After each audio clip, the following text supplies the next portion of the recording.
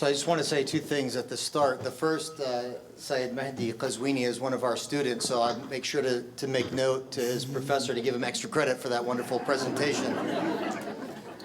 And the second, I have to thank the Pacific Institute for their courage and the guts to invite someone named Jihad to speak against extremism. So I think that that's just a really quick note on that for those who didn't get the joke. Jihad is my given name. I was born in the 70s before anyone here knew what jihad meant, and I grew up in Phoenix, Arizona, and people just thought that it was a very exotic Mexican name. Maybe Oaxacan or something. Jihad. But my father always told me growing up, when people on the soccer team or at school would call me Jay, he said, no, your name is Jihad, and we gave you that name because it has such a great meaning. It means the struggle to do the right thing. And so I always tried to live up to that ideal. My wife can tell you that I don't always do that, but I always took pride in trying to live up to that name. And one time I was giving the sermon at the Islamic Center of Southern California, and one of the enthusiastic congregants came up to me afterwards. He says, Jihad, we're so proud of you. We want to make you represent us in politics and go into Congress or represent us in local city government, but we have to change your name first. So I said, well, we won't change my name, we'll change the understanding of the name to the true understanding of the name Islam, the name of Jihad. Because Jihad is at the core of Islamic teachings, and the Muslim community understands Jihad in a different way than it's used in the media, and even attempted to be used by the extremists around the world. And it is that struggle to try and be a good person. And that's something that one of my rabbi colleagues told me. He said, you know, feel free to quote me on this. The closest translation for jihad in Hebrew is Israel, the one who struggles with God, right? So it is at the core of our faith, and it is part of what it means to be a good Muslim. And part of jihad is the inner struggle, but there's also a jihad in society, and the work of Pacific Institute to try and bridge the gap of understanding and put on humanitarian programs and educational programs that uplift not just the local Muslim community, but the society in which that surrounds them here in Southern California and throughout the West Coast is really an admirable effort in jihad. So I have limited time, and I was going to retell you the narrative and how it is that we perceive our prophet as an example of a peacemaker and someone who countered extremism in the face of extreme circumstances. But having heard the panel and reflecting a little bit upon recent events, I thought I would share with you instead some of the work that we've been doing in Los Angeles, where I'm based, in the run-up to the White House summit that took place just a few weeks ago. And I was invited to the White House, and I participated, and we had a roundtable with Vice President Biden, and President Obama came on Wednesday and on Thursday. He gave two major speeches. I don't know if any of you saw the speeches, but I was just a few feet away from him and was very moved by what he had to say, and was very impressed, because one of the things that struck me in the run-up to the participation in this summit on countering violent extremism, I was struck by three things. The first thing is, despite the fact that the administration is getting a little bit of pushback on it, the first thing is the administration, and we had several meetings across multiple sectors of society in Southern California, sectors that on the one hand were involved in media. We had the Southern Poverty Law Center that deals with hate groups. We had ACLU. We had the Anti-Defamation League from the Jewish community participate. We had multiple Muslim community leaders, religious leaders, but also nonprofit leaders who were involved in integration of immigrant communities who were facing trauma back home and came over as refugees to the United States. We had a really diverse group of people that were involved in the planning process to our presentation that we gave at the White House. 17 of us were selected, 6 from the Muslim community in Los Angeles, and we met up with colleagues from Minneapolis and from Boston in our presentation at the White House. But 3 things struck me in those meetings that we had. When we heard the administration speak and explain why it is that they were undertaking this effort to look at the best practices of engagement to counter violent extremism, not just within the Muslim community, but broadly speaking, is number one, it was broadly speaking. Yes, there are maybe more Muslims there than other communities, because in some ways the administration sees that as a growing problem, especially with the proliferation of targeted efforts on ISIS online and recruiting Westerners in general and Americans in particular. So, but it was a broad-based approach to countering all forms of violent extremism, and I thought that was great. The second thing is the administration, and I think rightly so, acknowledged that, and this was based on evidence from the intelligence community, in which they gave presentations there, both Homeland Security and CIA and FBI, or not CIA, but FBI and other law enforcement agencies. They gave presentations to us about what the problem is, and we asked them, what's the profile of the person that's being targeted and recruited? And they said there is no common profile. There's nothing in common amongst these people. They come from different ethnicities, different ages, different backgrounds, male and female. It's very, there's no common profile except one thing.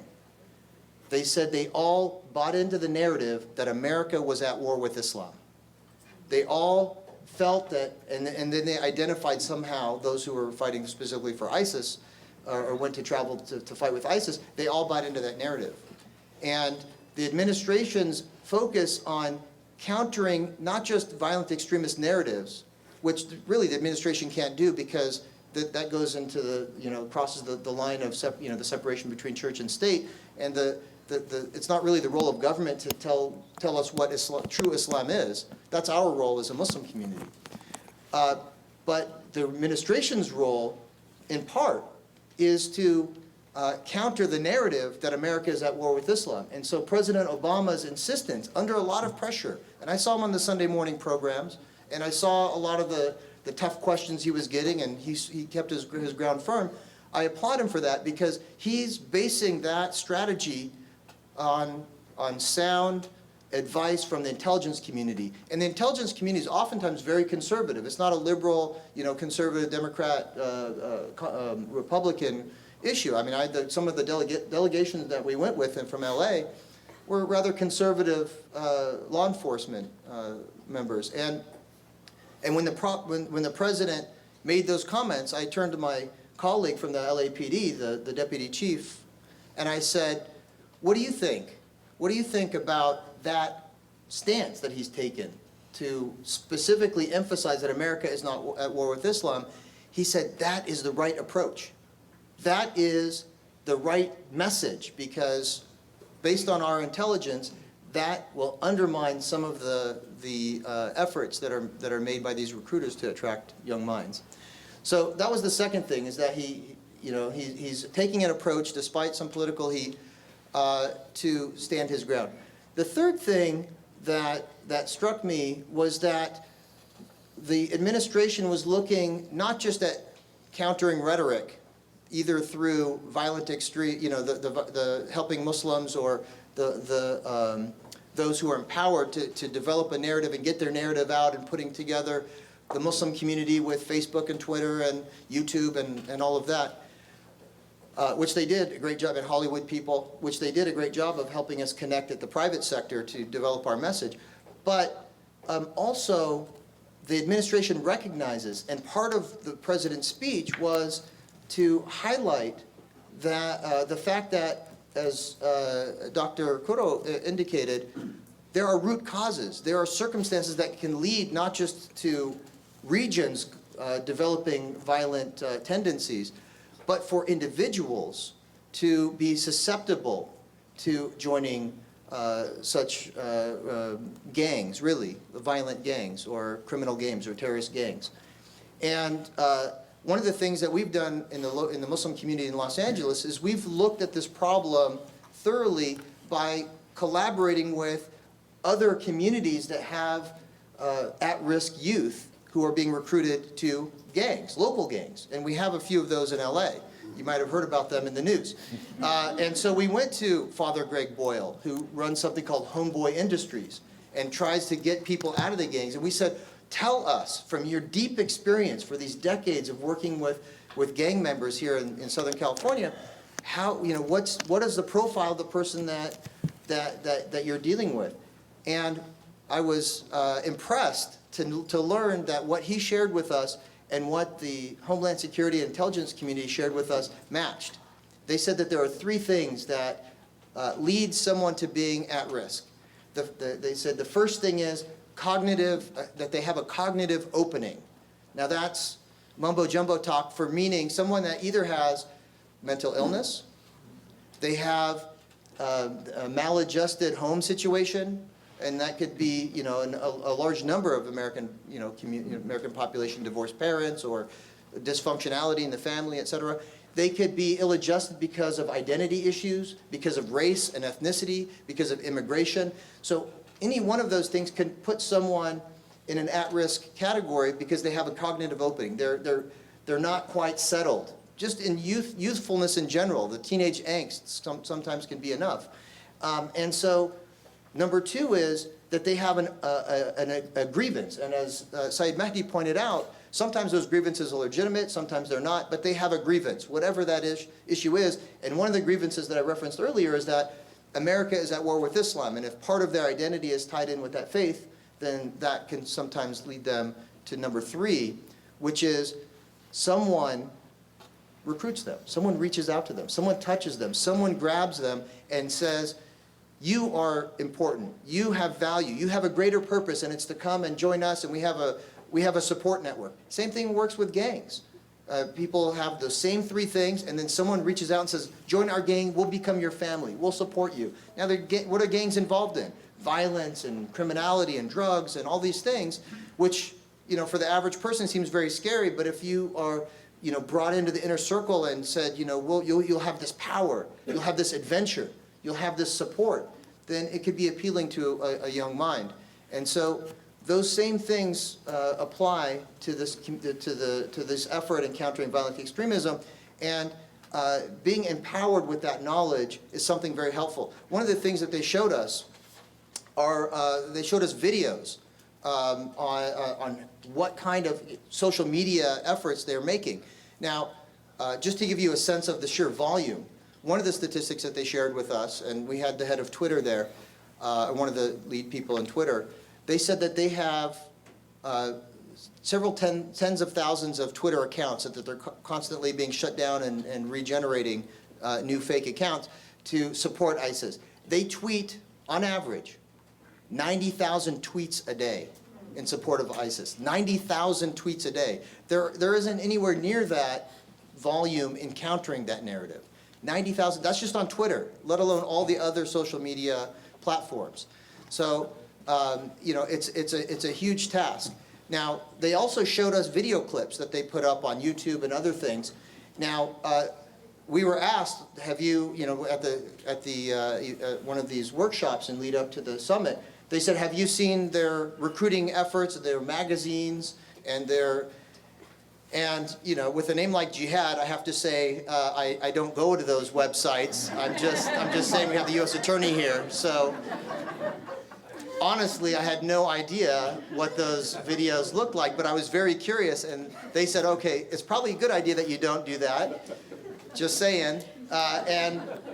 But they showed us one, and then they parsed it, and they were very simple kind of recruiting videos. There was one, I remember, it was so simple, it was maybe 30 seconds, and it just showed an ISIS fighter, a young guy, kind of tall and handsome, with, you know, he had a little bit of a, you know, he's a little bit of a beardo. Now it's now in fashion in the United States to have a little bit of a what's that generation of young people?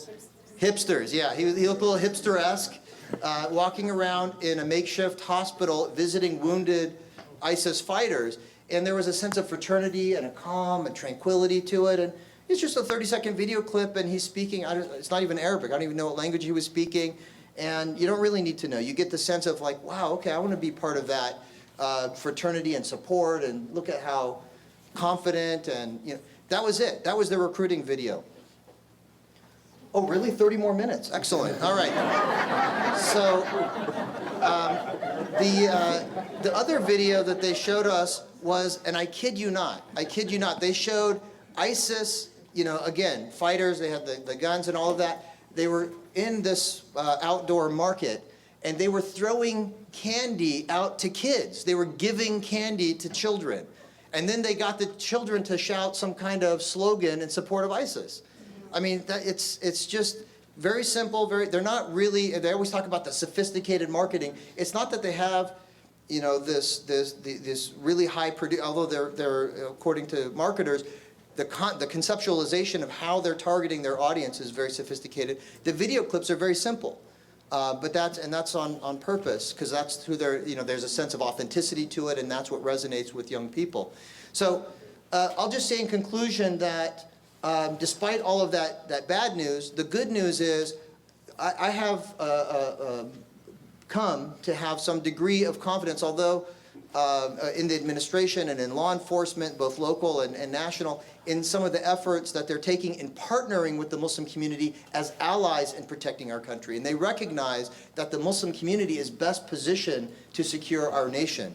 And as Imam Taha indicated, mosques are not the recruiting grounds for these individuals. It's the people who are not exposed to the mainstream understanding of the tradition and who are ignorant, as Sayyid Mahdi said, and we had that information shared with us as well. They're completely ignorant of the religion to the point where they're getting books on Islam for Dummies on their way to the battlefield because it's not really inspired by the religion. And to put it differently, religion is not really the source of the extremism, but it could be part of the solution in countering that extremism. I thank you very much for your attention. I look forward to the question and answer.